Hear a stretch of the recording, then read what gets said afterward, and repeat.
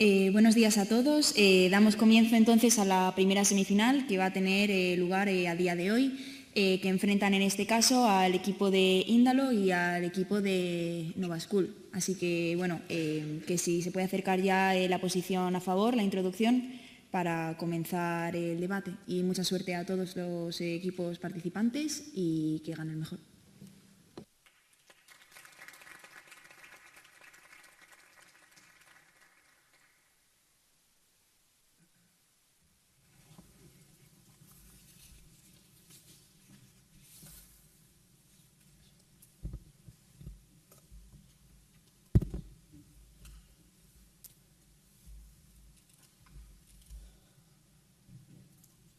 Todos conocemos el refrán que dice que uno no sabe lo que tiene hasta que lo pierde.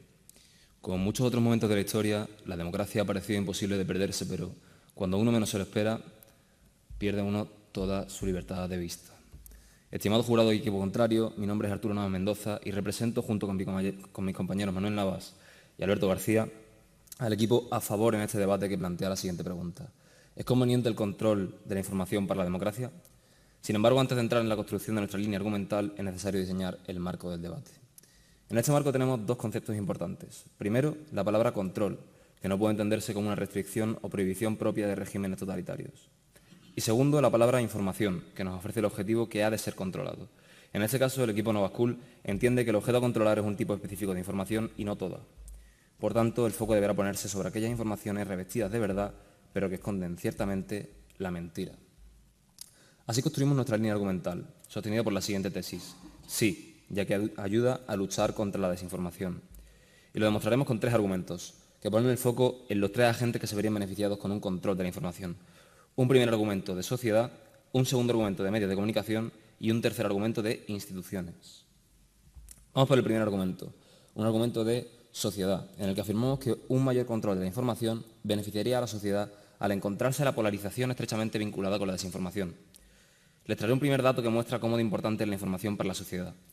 Según datos del Consejo de Europa en 2022, el 80% de la población europea afirma que la desinformación es un problema grave que afecta a la democracia. ¿Qué conseguiríamos con un mayor control sobre la desinformación? Un descenso de la intensidad y la incidencia de las fake news en el debate público. Con esto nos surge la siguiente pregunta. ¿Es importante la desinformación para la polarización de la sociedad? La respuesta, una vez más, es que sí, ya que existe una correlación muy positiva entre la incidencia de las fake news en el debate público y la polarización de la sociedad. Y señoras y señores, la polarización es un gran enemigo de la democracia. Controlar la información permite a la democracia combatir contra uno de sus grandes enemigos actuales, la división de la sociedad, originada por la manera en que los ciudadanos se informan. En nuestro segundo argumento de medios de comunicación afirmamos que controlar la información, lejos de lo que pudiera plantear el en contra, beneficia a los medios de comunicación. Aquí es importante diferenciar entre medios de comunicación serios y personas que desinforman en redes sociales. Mientras los medios de comunicación hacen una labor importante en informar a la sociedad, muchos otros usuarios hacen todo lo contrario para perjudicar a la sociedad. En la actualidad, los medios de comunicación tradicionales sufren una crisis de legitimidad muy profunda provocada precisamente por las fake news de otros usuarios. Esto es lo que explica este artículo publicado en la Revista Internacional de Comunicación de 2024. ¿Qué conseguiríamos con un mayor control de la información? Que los medios de comunicación tradicionales recuperaran legitimidad para facilitar fuentes de información más fiables para la sociedad. Nosotros no afirmamos que la desinformación resida únicamente en los usuarios de las redes sociales, pero sí que, según afirma un estudio de la Universidad de Princeton en 2022, controlar las fake news de un 15% de los usuarios reduciría hasta en un 40% la desinformación existente. En tercer lugar, nuestro argumento de instituciones, en el que afirmamos que un mayor control de la información beneficiaría a las instituciones al reducir la incidencia de la desinformación en el debate público. ¿Cómo encontramos ese impacto positivo? Controlar la desinformación supondría un doble beneficio sobre las instituciones. Primero, beneficia la confianza de la población en las instituciones. Esto lo demuestra la Universidad de Harvard en 2020, afirmando que atacando la desinformación podríamos conseguir mejorar la confianza de los ciudadanos en la política, algo que es esencial para el propio funcionamiento de la democracia. Segundo, el control beneficia la propia calidad del debate político, ya que, según la Universidad de Twente en Holanda, a mayor desinformación, peor para el debate político e incluso peor para las medidas adoptadas por las instituciones. En definitiva, uno no sabe lo que tiene hasta que lo pierde. Y, por lo tanto, señoras y señores, valoremos hoy lo que tenemos y no esperemos a perder la democracia. Muchas gracias.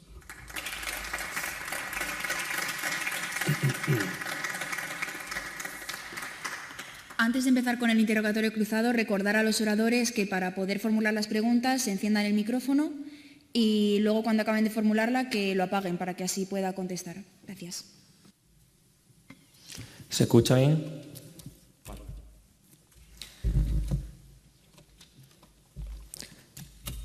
¿Qué medidas van a adoptar para luchar contra la desinformación?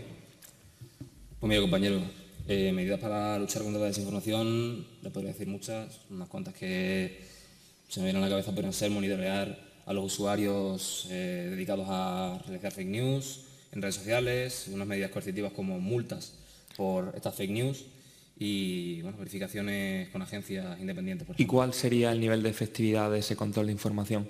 ¿O en su totalidad hasta dónde llegaría? ¿Cómo sería de efectivo? ¿Tienen algún dato? Creemos que sería efectivo tal y como se está llevando a cabo en otras instituciones como pueden ser The Trust Project o otro tipo de instituciones. ¿Pero cómo de efectivo es lo que están llevando a cabo en esas instituciones? Bueno, eso si quieres se lo preguntan a mis compañeros ahora a continuación, que les den alguna evidencia que pueda... ¿Pero usted cree que sería total o tenemos que asumir que hay cierto margen de error o lugares a los que no puede llegar la regulación o cualquier medida que ustedes propongan? Creemos que es complicado llegar a todas partes, pero sí que confiamos en un control casi totalitario.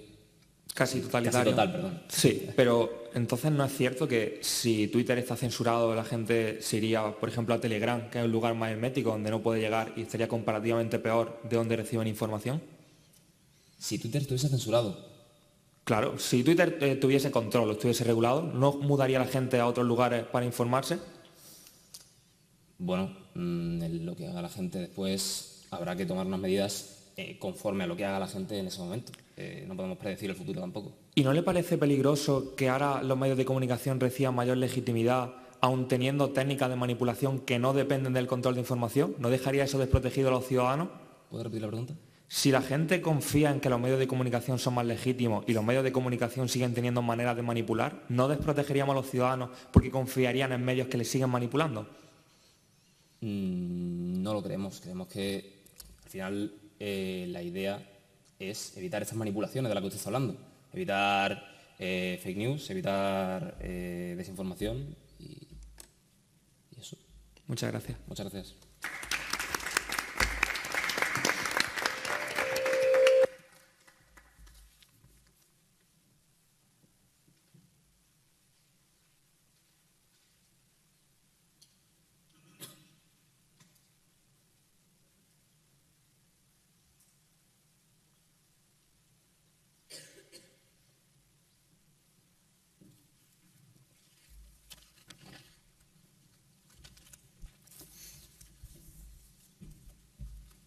¿Se escucha bien? Vale. Es curioso porque justo después del tour que nos dieron por el ayuntamiento, pasamos por la casa de Miguel de Cervantes. Y entonces me acordé del Quijote, que tiene sentido porque estudio filología hispánica. Miguel de Cervantes estaba totalmente en contra de las novelas de caballería. Y él pudo decirle a la gente que no las leyera, él pudo hacer que nadie tuviera acceso. Pero ¿saben lo que hizo? Educar a la gente a través de una satirización de por qué las novelas de caballería no eran lo que debería ver la gente. ¿Es conveniente el control de la información para la democracia? Desde la Asociación Debate Indalo consideramos que no, bajo la tesis de que el control de la información genera el efecto contrario al esperado. Pero antes de la argumentación, evidentemente, tenemos que saber qué es el control de la información porque es la palabra clave de este debate. El control de la información se entiende como dos procesos inseparables, que es la supervisión, yo tengo que saber que un dato es falso o es verdadero, y la intervención en ese dato, entendiéndose según la RAE como un proceso que es inseparable. Eso significa que avisar de que un dato es falso no implica una intervención y, por tanto, eso no es control de la información. Pongamos un ejemplo para entender esto. Yo en este debate podría decir que la favor tiene una noticia o una evidencia falsa, pero ahí no estaría interviniendo, no estaría ejerciendo un control, solo avisando. Un juez podría pedirle la evidencia al equipo a favor, revisarla, ver que es falsa y anularla. Ahí se estaría ejerciendo un control. Por tanto, las alternativas que nosotros proponemos son la alfabetización mediática, que tiene un 40% de efectividad según el Instituto Alan Turing, y el fact-checking, es decir, avisos de que ciertos datos son falsos. Con todo esto explicado, traemos dos argumentos. Un argumento de efecto rebote y otro argumento de desprotección. Vayamos con el argumento número 1, efecto rebote. A día de hoy vivimos en un entorno de infoxicación, es decir, hay noticias falsas, verdaderas, útiles e inútiles. Y lo que propone el equipo contrario sería eliminar o silenciar cierto tipo de información que es considerado como negativo por las razones que ellos consideren que es negativo. El problema es que a día de hoy ocurre el efecto que se conoce como Streisand, que es el intento de eliminar un tipo de información lo hace más llamativo.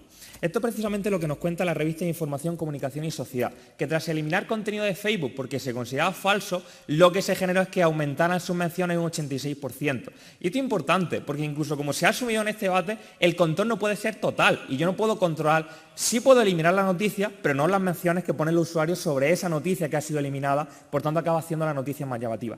En contraposición a eso, lo que nosotros defendemos es el fact-checking, que nos dice la Universidad Carlos III que ha aumentado anualmente un 26% avisando de que ese dato es falso.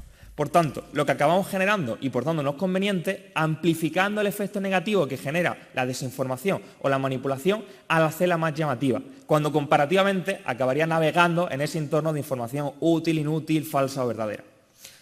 Argumento número 2, desprotección. Cuando se controla la información no se consigue luchar contra la manipulación, solo se desplaza la curva de confiabilidad, es decir, un porcentaje de gente confía más en los medios porque entiende que ahora están regulados y por tanto no le mienten, y otro porcentaje de la población desconfía más de los medios porque considera que está siendo censurado. Y ambos ocurren porque la población es heterogénea y por tanto tiene distintas opiniones. Por tanto, valoraremos los dos escenarios y veremos si es conveniente o inconveniente. Escenario número 1. Falsa sensación de seguridad. La gente cree que los medios, al estar regulados, tienen una mayor legitimidad. Problema. Siguen existiendo técnicas de manipulación. Nos cuenta el lingüista Noam Chomsky, en su evidencia 10 técnicas de manipulación mediática, que siguen existiendo retorcimientos del lenguaje a través de eliminar ciertas palabras o utilizar otras palabras como facha que manipulan a la gente. Esta evidencia o esta noticia que vimos hace 2 días del País cuenta cómo el canciller de Alemania ha ganado las elecciones. Mientras el País dice que ha sido un éxito absoluto, el mundo dice que ha sido un fracaso histórico. Vemos que la gente sigue manipulando y por tanto la desprotegemos. Pero vayamos con el segundo escenario. La gente se desplaza porque considera que los medios de comunicación están siendo censurados. Problema, que el desplazamiento se va hacia lugares que son más herméticos y por tanto acaban siendo radicalizados.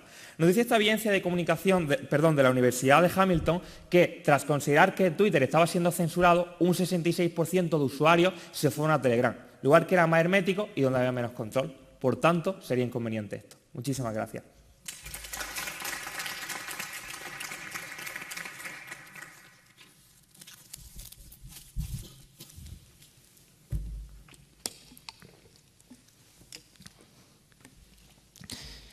Muchas gracias, compañero.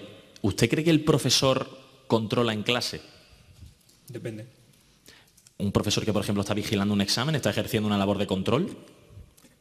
Claro, pero es que no solo está revisando el examen. Es decir, no es lo mismo que yo vea que alguien se está copiando a la autoridad que tengo como profesor, viendo que te estás copiando y te pongo el 0. Ahí es donde implica la intervención. Entonces, una actividad de supervisión puede ser perfectamente también enmarcada dentro de una actividad de control. No, de hecho lo que he explicado es que un proceso inseparable es supervisar e intervenir. El profesor tiene control porque si te pilla copiando te anula el examen. ¿Estas cortes entonces controlan al gobierno, sí o no?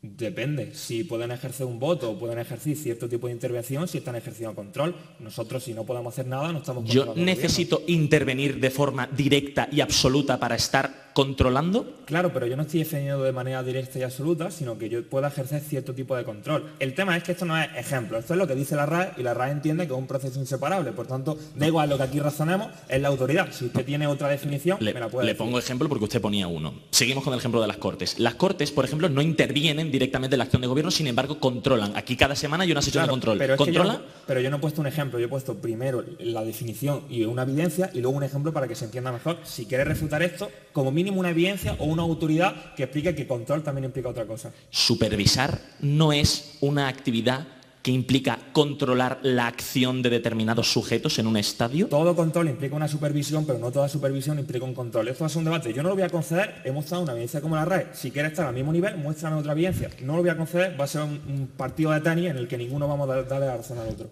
Vale, entonces si nosotros somos capaces de demostrar que efectivamente es razonable que una actividad de supervisión y verificación también enmarca dentro de una actividad de control, ganaríamos, ¿no? Claro, pero bajo los términos que te he impuesto, que es a través de una evidencia o una autoridad que defina eso de una manera que sea creíble, no a través de un razonamiento. Razonamientos hay miles. Perfecto, muchas gracias. Muchas gracias.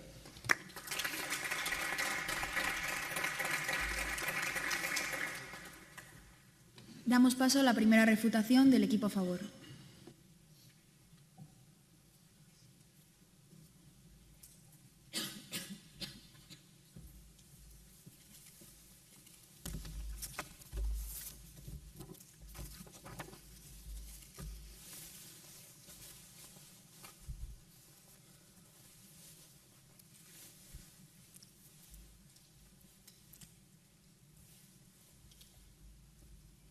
¿Saben qué le pasaba también a Miguel de Cervantes, o más bien al protagonista de su obra célebre? Que es que veía gigantes donde realmente eran molinos. Al equipo contrario le sucede algo bastante parecido, y es que intenta plantear que nosotros estamos viendo gigantes cuando realmente son simples molinos que nos ayudan a generar, por ejemplo, más pan. Primero, un apunte sobre lo que acaba de suceder en el examen cruzado. En el momento en el que el equipo contrario intenta sacar del debate el hecho de que la supervisión implica control, aquí están siendo bastante pillos, que nos gusta mucho esta palabra en el mundo del debate. Controlar implica varias cosas. Por supuesto, intervenir cuando alguien se salta, por ejemplo, la normativa, se salta la legalidad, pero la labor de supervisión también es control. O sea, esta Cámara controla al gobierno autonómico y está ejerciendo una labor, efectivamente, de control. No interviene directamente, pero sí que supervisa que, por ejemplo, cumpla la legalidad, supervisa que se cumplan los reglamentos, supervisa. La labor de supervisión y, por tanto, de verificación es una labor de control. No se necesita una evidencia, porque no voy a traer una evidencia de filología o una evidencia de la RAE. Es simple razonamiento. Verificar y supervisar también implica controlar. Vamos ahora con nuestra línea y voy a hacer los choques relevantes. Primer argumento de nuestro equipo. Sociedad. Beneficia a la sociedad. Primer punto de este argumento. ¿Es grave la desinformación? Respuesta. Sí. Consejo de Europa en el año 2022. El 80% de las personas tienen la desinformación como un peligro a la democracia. Este estudio también hace mención a estudios políticos que estudian el impacto negativo que tiene sobre las instituciones democráticas, no solamente una percepción social. Segundo punto, la desinformación genera polarización. La revista pública europea, en el año 2022, nos dice de forma muy clara que se genera polarización precisamente porque la mayoría de las noticias falsas están basadas en elementos muy sentimentales que generan que la gente sea mucho más irascible y, por tanto, genera una sensación de división en la sociedad. Por tanto, es muy peligroso. ¿Qué consigo con el control? Con el control consigo algo muy sencillo que también nos dice esta revista de la política europea. Intentar reducir la cantidad de focos que tengo de desinformación para que así la gente esté menos polarizada. Aquí tendré un efecto positivo en el momento en el que el debate público, el momento en el que la sociedad está mejor informada y por tanto es menos tendente a la polarización. No tenemos que demostrarles que va a ser perfecta y que vamos a convertirnos todos en eruditos y en herederos de Cervantes, pero sí se demuestra un efecto positivo. Nos pedían en el examen cruzado datos. The Trust Project, aplicado por más de 100 medios a nivel internacional que llega a 3.000 millones de personas, ha mejorado la fiabilidad de las noticias, afectando a casi la mitad de la población, implicando un control de la información, pero Capi, por supuesto, tiene dudas. ¿Pero no crees que hay un hueco en el que estáis asumiendo que esa gente va a seguir informándose en esos medios y no que habrá gente que se desplazará a otros lugares más herméticos? No lo creo y se lo voy a demostrar. Segundo argumento, medios de comunicación. Primero de todo, los medios de comunicación son un agente esencial en democracia, son el cuarto poder, como se dice, ¿no? Necesito que los medios de comunicación sean robustos, sean fuertes y estén preparados para que la gente pueda informarse de manera correcta. Segundo punto, hay una crisis de legitimidad en los medios de comunicación tradicionales. La Revista Internacional de Comunicación en el año 2024, que aquí les muestro, me dice que esta crisis de legitimidad se debe a que un porcentaje pequeño de los usuarios generan una crisis de confianza de la población en los medios de comunicación y que precisamente haciendo este tipo de controles a la información que decía mi compañero en la introducción, voy a generar una mejora en la confianza en la ciudadanía en los medios de comunicación. Pregunta, ¿es mejor confiar en los medios de comunicación que en otras opciones? Sí, porque los medios de comunicación tradicionales son, primero de todo, mucho más localizables, son muchos menos, segundo de todo, no son anónimos, tercero de todo, son mucho más fiscalizables y siguen un método científico, un método periodístico, por tanto es mucho mejor que la gente se informe en medios de comunicación tradicionales. Por supuesto que el país tiene su ideología y por supuesto que el mundo tiene la suya, pero es mucho mejor yo tener eso claro, poder fiscalizarlo y poder actuar en el caso de que mientan, que lo haga @Anonymous27 en Twitter y no tenga ningún tipo de control. Voy ahora con el tercer argumento, es un argumento de instituciones. ¿Cómo vamos a mejorar esto? Gracias a ello, reducir la cantidad de desinformación que hay en la atmósfera, voy a conseguir, primero, mejorar la confianza de la población.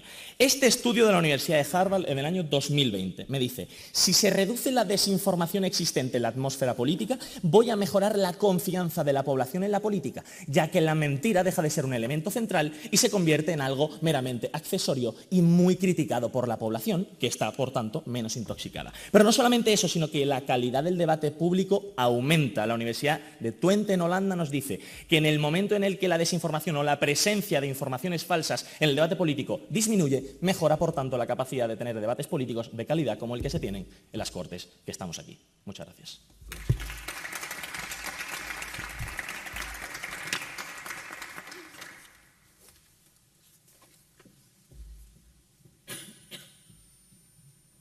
Damos paso a la primera refutación del equipo en contra.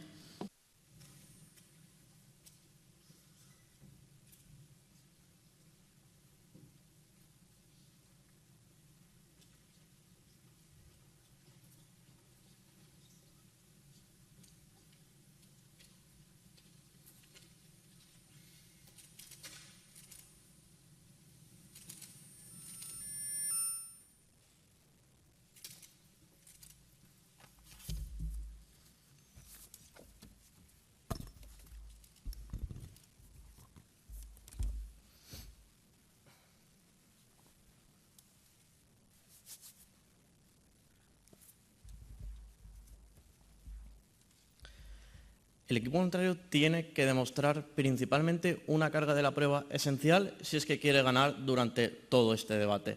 Y es la siguiente, no es otra que decir si nosotros estamos proponiendo una serie de medidas, como bien puede ser el fact-checking, como bien puede ser esa alfabetización mediática, el equipo contrario para ganar este debate me debería evidenciar y explicar por qué sus medidas, que probablemente sean mucho más lesivas o por lo menos que intrínsecamente supongan un mayor control y un mayor detrimento de cómo esa libertad, entonces sean mejor. Y es que en cuanto a su línea argumental, principalmente, si hay algo que se hace notar es que no demuestran exclusividad en ninguno de los campos. Y es que, como ya bien le voy a demostrar con toda mi línea, en nuestro modelo también se puede dar esta inclusión, también se puede dar esta mejora y también se va a dar como esta alfabetización y esta mejora en los medios de información. Y es que, atendiendo principalmente a su segundo argumento, pues de medios de comunicación, también veremos cómo chocará directamente con nuestro segundo argumento. Hablando sobre nuestro primer argumento, hablamos sobre un efecto rebote y como principalmente pues el efecto Streisand, como ya evidenciaba Capi desde la introducción, es un fenómeno constante cuando se controla la información. Y es que en octubre de 2020 Twitter bloqueó la difusión del artículo del New York Post sobre el Hunter Biden, alegando posibles desinformaciones. Y es que investigadores del MIT observaron que tras esta acción las comparticiones del artículo aumentaron de 5.500 a 10.000 cada 15 minutos. Aquí estamos viendo cómo se duplica la tasa de retweet en el momento en el que yo censuro esta información, como en el momento en el que yo intento que no llegue a la gente, lo único que hace es aumentar y seguir aumentando. Y es que el razonamiento detrás de esto es que se apoderan principalmente de esta narrativa de estar siendo censurados porque su mensaje es peligroso para el gobierno. Aquí podemos ver, por ejemplo, el ejemplo del COVID, el ejemplo de los negacionistas antivacunas. En el momento en el que yo censuro su contenido, lo único que estoy haciendo es reafirmar más aún, si cabe, su escepticismo, porque están entendiendo que el gobierno quiere censurarlos, porque están entendiendo que están luchando contra ellos. Y antes de pasar a mi segundo argumento, si se pregunta. ¿Por qué es excluyente alfabetizar digitalmente a la población y realizar medidas de control de información? Vale, es decir, es excluyente porque en el momento en el que yo te estoy dando como una alternativa más suave y en el momento en el que yo voy a poder combatir contra esto sin la necesidad de yo intervenir más allá y de disminuir o detrimentar esos derechos. Y es que, pasando a nuestro segundo argumento de desprotección, según el artículo pasando a nuestro segundo argumento, encontramos principalmente dos análisis. Uno, la población que confiará más en los medios y por tanto será más manipulado por la técnica que ya bien hablamos. Dos, la que confiará menos y por tanto acabará más radicalizado. En cuanto a nuestra primera vertiente, según un estudio realizado por la Universidad de Navarra, el 81% de los españoles coinciden en que televisión, radio y prensa son la mejor garantía frente a la proliferación de esa desinformación. Esto choca principalmente con eso que decía el equipo contrario, de que la gente no confía en los medios. Ya le estamos demostrando cómo o Capi le vencerá en su alrededor, cómo después del apagón la gente exactamente afirmó que la televisión era como el segundo medio donde acudían para sentirse más seguros y para informarse. Pero es que, sin embargo, según datos de Statista, en 2024, el 34,3% de la información a través de la televisión y el 18,4% de información de los periódicos es manipulado. Y esto es muy importante porque si yo me creo que no estoy siendo manipulado, esto se agrava porque yo lo único que hago es no contrastar esta información, es decir, yo pienso que me están dando esta información veraz, realmente estoy siendo manipulado, no hago nada por evitarlo. Y es que además muchas personas están utilizando la etiqueta de Twitter para difundir información falsa y es que según Community Based Fact Checking, los usuarios son en muchas ocasiones los que pueden generar estas etiquetas, haciendo así que se disfrace información falsa de información veraz. Y en nuestra segunda vertiente, los que confiarán menos acabarán más radicalizados al mudarse a entornos que no pueden controlarse. Y es que, según el estudio de la Universidad de Boston, el 59% de los usuarios expulsados de Twitter y el 79% de los expulsados de Reddit crearon una cuenta en plataformas paralelas menos reguladas, como por ejemplo puede ser Telegram. Aquí que vemos que lo único que hacemos es como afianzar más estos ecos de confirmación, estas cámaras de eco, porque lo único que hacemos es darle aún más la razón de su escepticismo. Muchas gracias.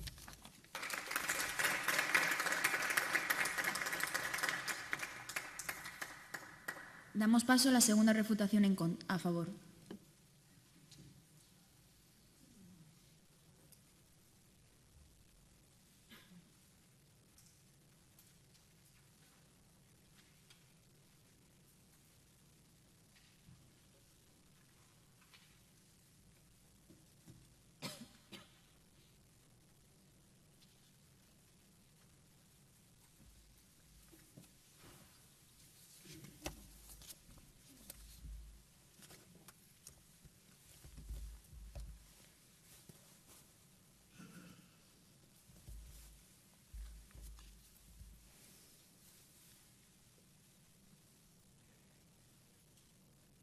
Como todos ustedes saben, estoy aquí debatiendo con mis dos mejores amigos de toda la vida y nos conocimos precisamente en el colegio, ¿no? Por eso mi primera pregunta era sobre si un profesor controlaba.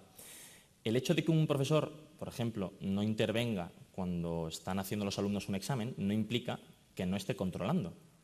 La labor de supervisión, el simple hecho de estar ahí viendo, implica que yo estoy haciendo una labor de control referida a la supervisión y luego, si es necesario, hago una intervención, por ejemplo, castigando al alumno. Esto es importante porque el equipo contrario del R1 no ha refutado en ningún momento el hecho de que la supervisión también implica controlar. ¿Por qué es esto relevante para el debate? Porque nosotros no solamente estamos hablando de que yo mando a la KGB a tu puerta y te digo, usted no puede publicar eso. No, estamos hablando como medidas como el fact-checking, que ellos mismos traen en su línea y que reconocen que es bueno y que ha crecido un 86%. En el momento en el que una herramienta positiva también enmarca dentro de lo que dice la favor, vamos a ganar este debate. Pero vamos a seguir. Primer argumento, efecto rebote. Me dice, eliminar es más llamativo. Refutaciones. Primera cosa, el control no es total, no es totalitario. No es totalitario, se lo reconocemos, no es un control total, es imposible. Solamente nos han traído un caso en el que la gente ha visto más la noticia, el de Hunter Biden. Un caso que será muy especial, muy politizado, muy estadounidense con todo lo que eso supone. Solamente es un caso, ni una otra noticia en la cual la gente haya visto algo que ha sido, digamos, enmarcado como una fake news y de repente se hayan ido cual avalancha a leérsela. Solamente un caso. Seguimos. ¿Cuál es la realidad?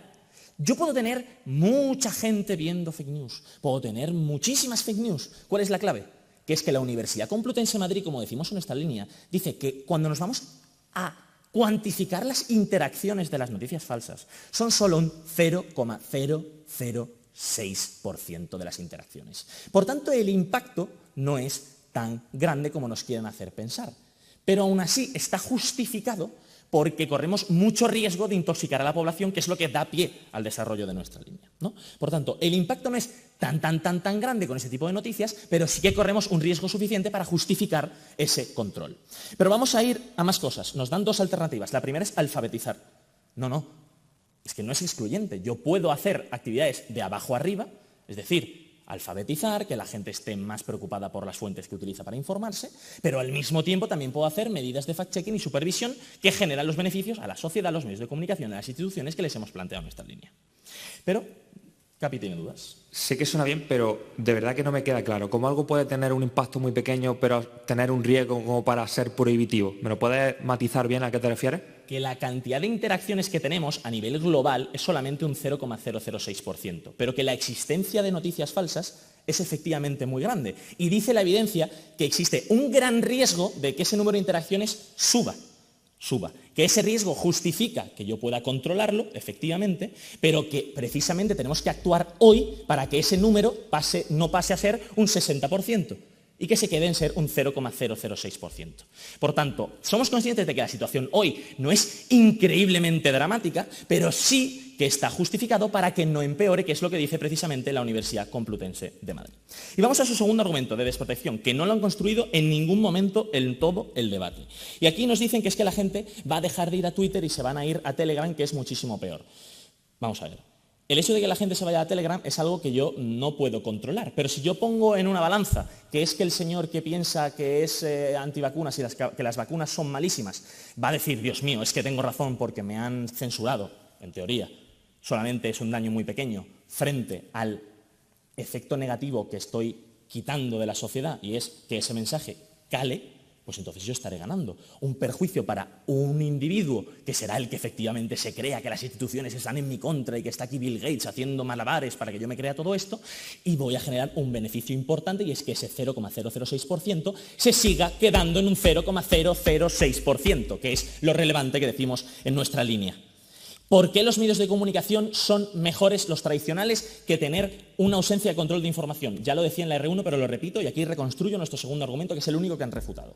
Porque los medios de comunicación tradicionales, que por supuesto tienen su ideología, eso no implica estar más sesgado que un anónimo en redes sociales. Porque tienen cosas muy diferentes, y es que son más localizables, son menos, no son miles de millones en el mundo, son más fiscalizables. Si a mí me dañan el honor, puedo llevarlas fácilmente a un tribunal. Y también son, por supuesto, mucho más rigurosos con el método periodístico que siguen. Por tanto, nuestro segundo argumento se mantiene intacto. Nuestro primer argumento también, y el tercero, por supuesto, sigue el mismo camino. Muchas gracias.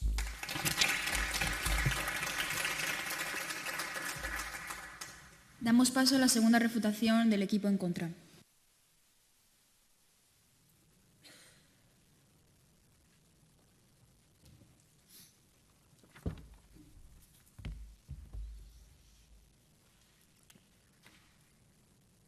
El primer choque de este debate tiene que ver con el marco. No vamos a entrar si implica control o supervisión, le impusimos que, aunque sea una evidencia de la RAE, no entraron. En cualquier caso, tenemos otra alternativa, que es la alfabetización mediática. Fíjense que lo que construye ahora en la R2 es que el problema de la fake news ahora no es grave, pero lo será.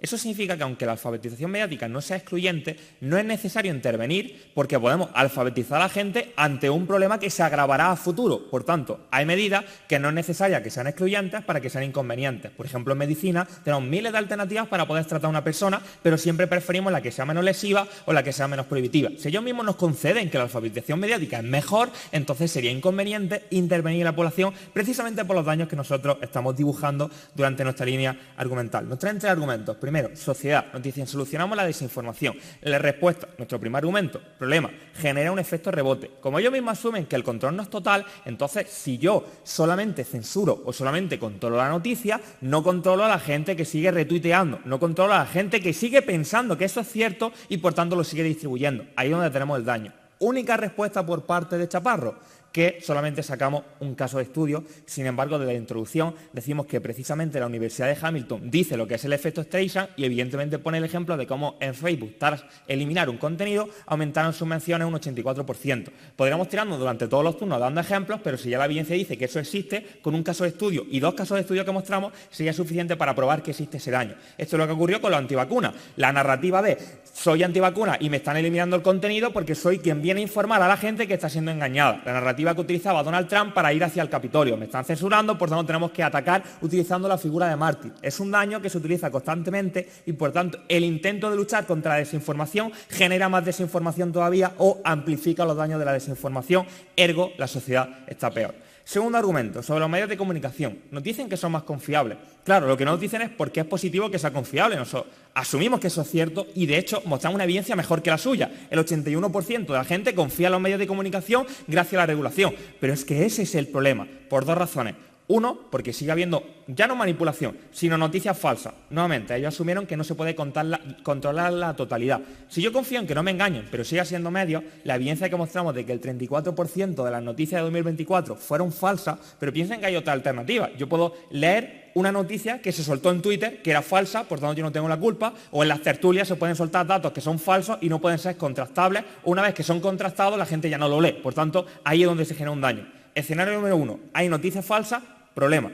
Escenario número 2, sigue habiendo manipulación que no depende del control de la información. Yo puedo decir, la Universidad de Comillas ha ganado este debate, o puedo decir, la Universidad de Almería ha perdido este debate. Tiene claras connotaciones que manipula a la población. Si yo creo que no me están manipulando, entonces yo no contrasto la información, yo no busco otra fuente alternativa o yo no busco otros datos. Confiar en los medios de comunicación es un problema cuando siguen existiendo herramientas de manipulación. Cuéntame. Aceptando que educar a la gente es importante, pero si un peligro es tan potencial, no justifica eso que aunque sea pequeño yo tengo que actuar hoy y no dejarlo al albur del éxito de la educación. Pero es que la potencialidad implica a largo plazo o implica una transición en la que irá ocurriendo. Si con la alfabetización mediática puedo conseguirlo, no tengo que intervenir. Ya te he dicho, no es necesario que sea excluyente si hay una alternativa preferible. Tercer argumento, instituciones. Hay un daño a las instituciones. Respuesta, el escenario de desplazamiento de nuestro argumento. Como va a haber daño a las instituciones, prefiero que sean en Twitter, porque por lo menos sabemos lo que dice. Si los daños a las instituciones se dan desde Villarejo o Alvise metiéndose con el CNN o diciendo que las instituciones no funcionan, no podemos responder ante eso, pero la gente está viéndose engañada. Si el daño a las instituciones son Donald Trump, que lo echan de Twitter y crea su red social como Palmer, sigue existiendo esos daños, se siguen difundiendo, pero las instituciones no pueden responder porque no saben la manera de la que le están atacando, ergo no hay respuesta. Por eso en este Parlamento funciona porque puedo responder ante lo que me dicen. Cuando no puedo responder ante lo que me dicen, el daño se da, pero no se da el paliamiento de ese daño, por tanto, ahí es donde genera ese daño peor. Vayamos con la reconstrucción. Sobre nuestro efecto rebote, había dos refutaciones. Uno, que no es total, por tanto nos da la razón. Si no hay un control total de la desinformación, el efecto rebote se da. Segunda refutación, que no tenemos solamente un caso de estudio, le mostramos una evidencia que explicita precisamente lo que es el efecto Streisand y le mostramos casos de estudio, no hay ninguna refutación entonces ante la esencia de lo que os estaba mostrando. Sobre el argumento de desprotección, lo único que nos dicen es que no importa, es decir, la parte de desplazamiento, pero en realidad sí importa, no solo por los daños a las instituciones y la gente que se muda, sino porque se vuelven más radicales y más tóxicos. Por lo menos cuando yo estoy en Twitter, por muy de izquierdas que sea, me salen mensajes de Ayuso y me salen personas que son de derecha, pero cuando yo solamente me informo a través de esas plataformas, solamente me sale lo que convicciona y lo que se alinea con mis intereses, estoy más radicalizado. Aunque sea un 10% de personas más radicalizadas, es un problema gravísimo dentro de la democracia, porque esas personas votan y porque esas personas intervienen. Muchas gracias.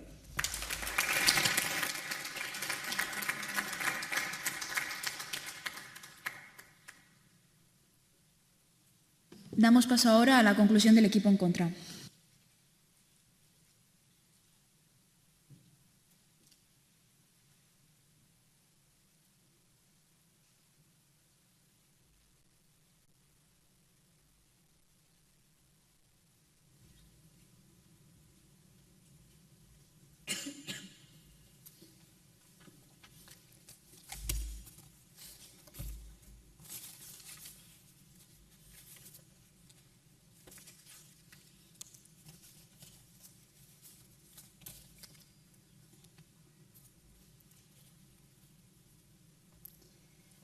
El mayor choque de este debate, ¿qué es el control? ¿Qué es lo que consideran ustedes que es el control? La Universidad de Valladolid, a la hora de establecer esta pregunta, utiliza una palabra. Podría haber utilizado cualquiera. Podría haber utilizado supervisión, revisión, aviso. Sin embargo, decide utilizar la palabra control. Esta palabra nos lleva a inducir, como ya hemos visto, que debe haber una intervención. ¿Por qué? Porque cuando un amigo me avisa y me dice, cada vez que me ve con un cigarro en la mano, que fumar es malo, ¿me está controlando? No.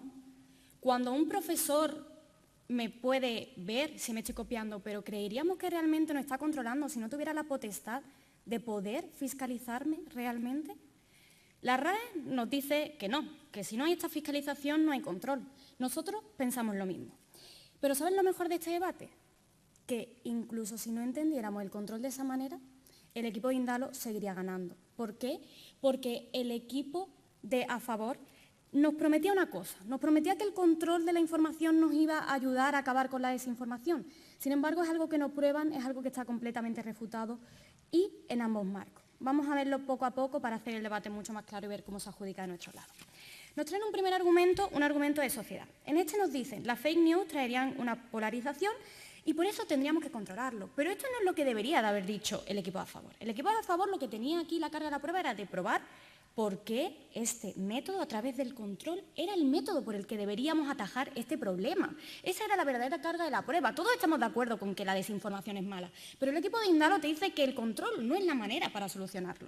Además, esto choca frontalmente con nuestro efecto de rebote. Te dicen, no solamente no es la manera de atajarlo, sino que es que este control lo que hace es que sea mucho más llamativo todas estas noticias. Nos intentan disuadir con que no realmente no lo probamos, pero es falso. Si la introducimos desde la propia introducción, le decimos, mira, cuando esto ocurre, las menciones aumentan en Facebook un 84%. Cuando esto ocurre, Hunter Biden, en el caso de Hunter Biden, se aumentan de 5.500 a 10.000 cada 15 minutos. Esta es fiscalización, lo que hace que queramos ver más este contenido. Dicho esto, vemos cómo en ambos marcos, si hay fiscalización como si no, seguimos ganando. ¿Por qué? Porque si nosotros tenemos medidas menos lesivas para poder atajar este problema, tenemos medidas como una concienciación de cómo podemos determinar si es una fake news o no, sin tener que fiscalizarla, sin tener que intervenir en la misma, por lo tanto, al ser nuestras medidas menos lesivas, seguimos ganando en este marco. Un segundo argumento de los medios de comunicación. Aquí nos dicen que los medios de comunicación convencionales, como la radio, la prensa y la televisión, se están viendo perjudicados porque las redes sociales son sensacionalistas y nos hacen que la fake news hace que sean mucho más llamativas, y estamos de acuerdo. Y ese es el problema, que pensamos que solamente ocurre en las redes sociales. Ya se lo evidenciamos. Las propias personas consideran que los medios convencionales dicen la verdad, y ese es el mayor problema. Les demostramos que Statista probaba que hay un 34,8% de fake news en la televisión, un 18,4% en la radio. Esto es una falsa sensación de seguridad que es tremendamente negativa, que se da en su lado cuando creo que hay una fiscalización, pero realmente no se da porque los incentivos de manipulación siguen estando en ambos lados. Y un tercer argumento, el argumento de instituciones, nos dicen, atacamos a la desinformación para mejorar la participación política. Estamos de acuerdo. Hay que atacar la desinformación, eso también lo defiende el equipo de Indalo. Sin embargo, no nos prueban nuevamente por qué debería ser a través de ese control de la información que ellos consideran importante. Nosotros lo que le decimos es que esa forma de fiscalizarlo lo único que hace es radicalizar a las personas, lo único que hace es que se vayan de unas redes sociales a otras, que podemos fiscalizar todavía menos. Si ellos consideran que era importante, de su lado se va todavía ese control mucho menos. Por lo tanto, no hay otro caso que no controlar la información. Muchas gracias.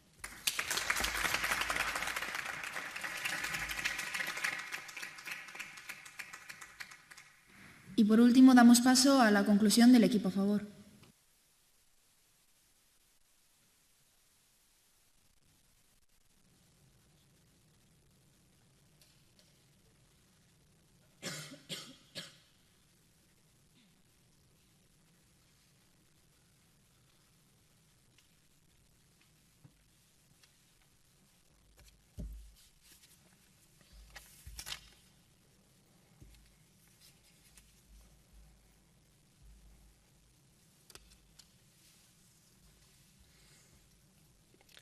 Dalia, sin ánimo de refutar, a mí cuando me pillan fumando y me preguntan que por qué lo hago, me siento controlado. Pero bueno, vamos al lío.